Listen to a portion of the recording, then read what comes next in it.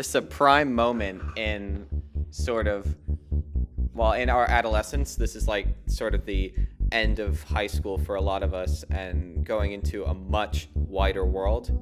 It's little things that everyone should kind of be aware of, and they make people's lives so much better. Yeah, I'm grateful for ISL for this opportunity. I want other people to create this connection with others. Don't be afraid to share your story. I especially want to spread my message. I think that this idea is worth sharing. Luxembourg's going out to the world.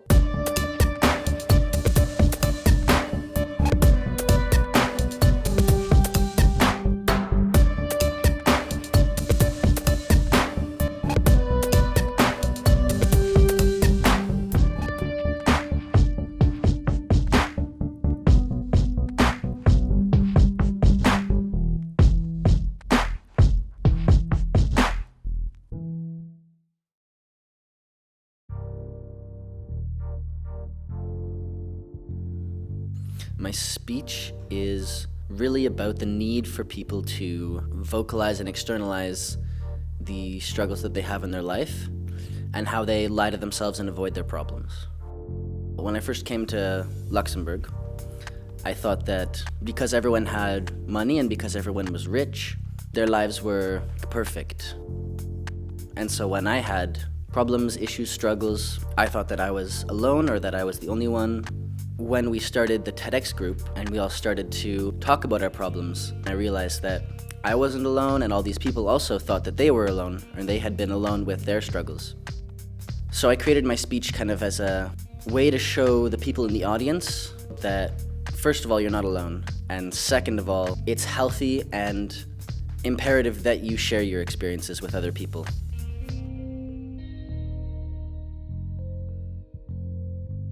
But when our lives are being controlled, we don't learn independence.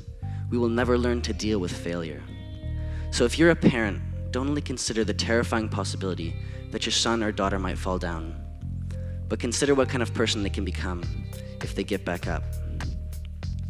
I choose to talk about this because we need to stop lying to ourselves, to please others or to seek approval from our peers, friends, and family. We need to stop pretending and start connecting with one another on a human level where we share our insecurities and struggles. Because if we keep everything in, we jeopardize our mental health. But your selection criteria means that the people who have minds that think differently and more creatively don't get a chance. This narrow selection criteria will never reveal the creative one who does things differently, or the motivating one who makes people around them feel that they matter, the resilient one, the one who picks themselves up no matter what, the risk taker who always steps out of his or her comfort zone, or the one that can make an entire audience laugh or cry. My speech is about trying to find the new normal after undergoing a life-altering recovery. How I was born deaf because of fluid in my ears solidifying into a wax. I had learned to hear, speak, and read at the same time. And I feel like that is something that should be talked about more often, the recovery. For example, I am a multi-instrumentalist now. I play music. I consider myself an okay musician, but a lot of people have called me prodigal. At first, I didn't really do well with instruments. Unfortunately, I chose percussion as my first instrument, and that was hard. I quit, and then I came back to it, and then I started to accelerate at such a high rate that it was surprising not only to me, but to my parents as well. Screaming was my only means of communication. And in fact, I mastered this so well that my neighbors in New York City, they would call and ask if they need to call an ambulance. The new normal teaches us resilience. And with these setbacks, it makes you grow tougher. But not only tougher, it also gives us tools. It arms us with the equipment necessary to succeed in later years. So why am I telling you this? You're probably thinking, Ian, your life story is incredibly boring. I could be anywhere else. Why are you telling me this? What is the bottom line? It's all about the journey and not the destination. It's not just point A to point B. It's the journey that's in between. No matter how long or how arduous it is,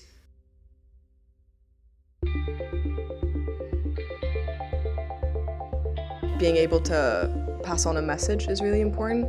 There's a lot of other speeches that are really good. I think people should hear. In my class, a lot of people call each other names that are really insensitive, and I kind of just want to send a message to them that it's not okay. I think I'm going to be really worried that I forget what to say.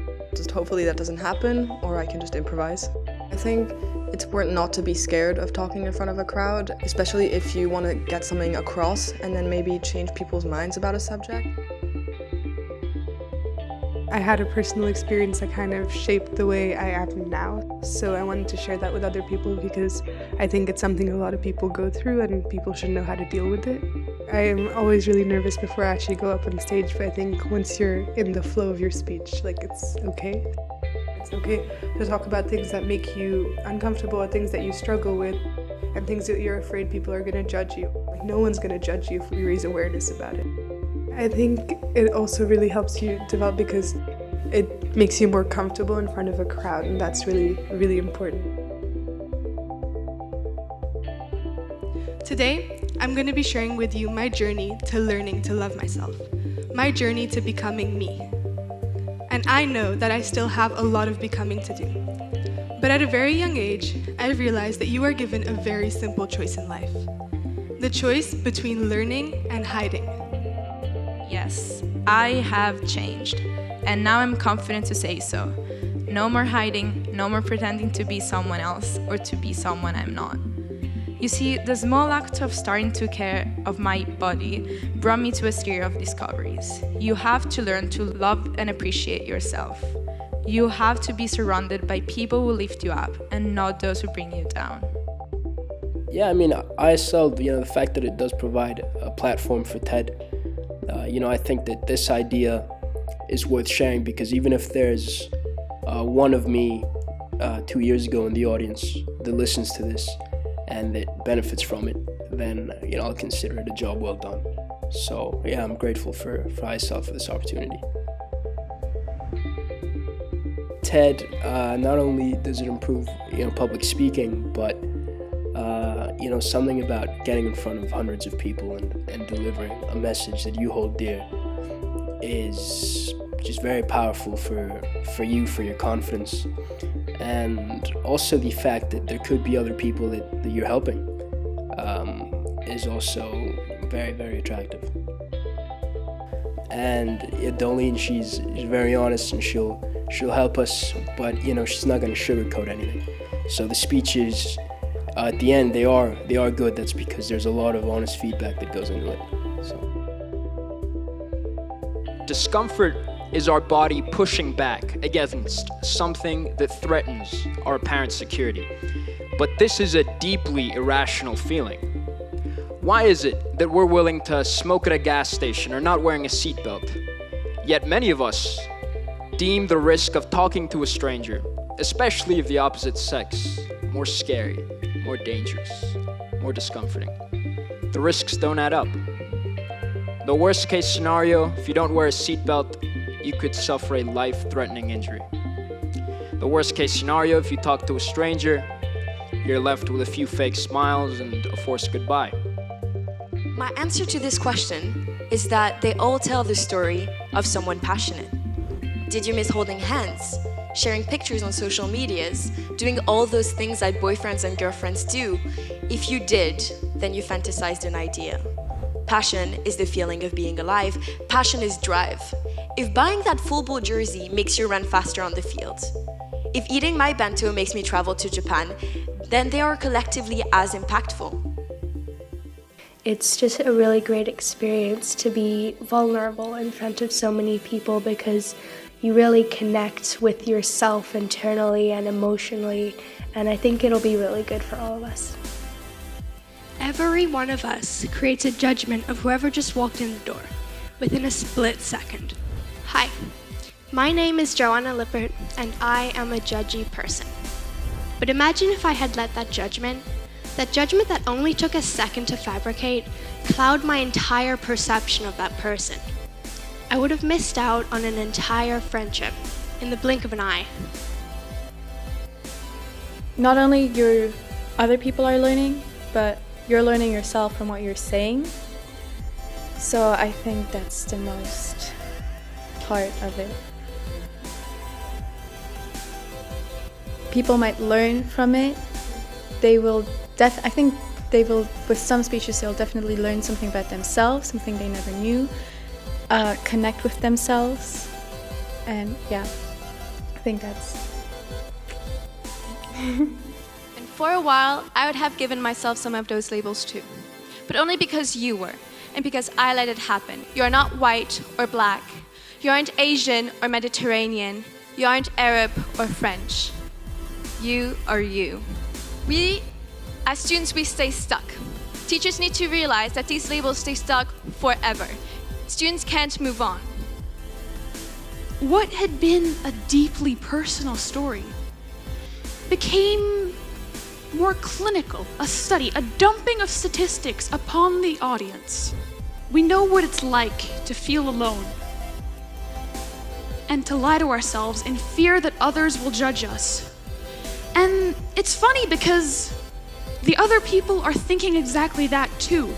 We're afraid of others judging us, and yet those people who we think are judging us are just as afraid of us. Some of us will have bigger or smaller burdens to bear. Some of you are stronger in your arms. Some of you are weaker. Similarly, some of us are better equipped to deal with that stress.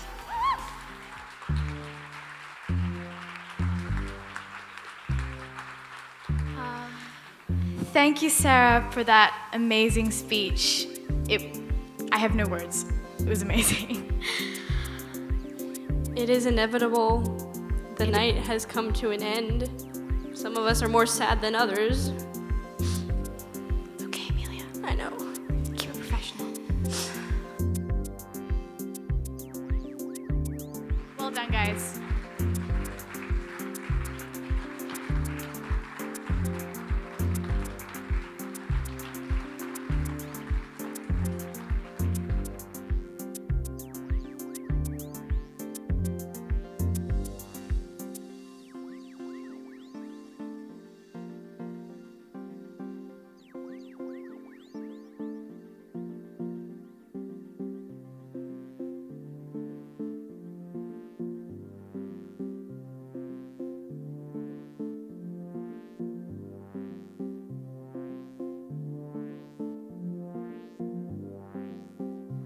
Wow, that was so impressive. I am so proud of you guys.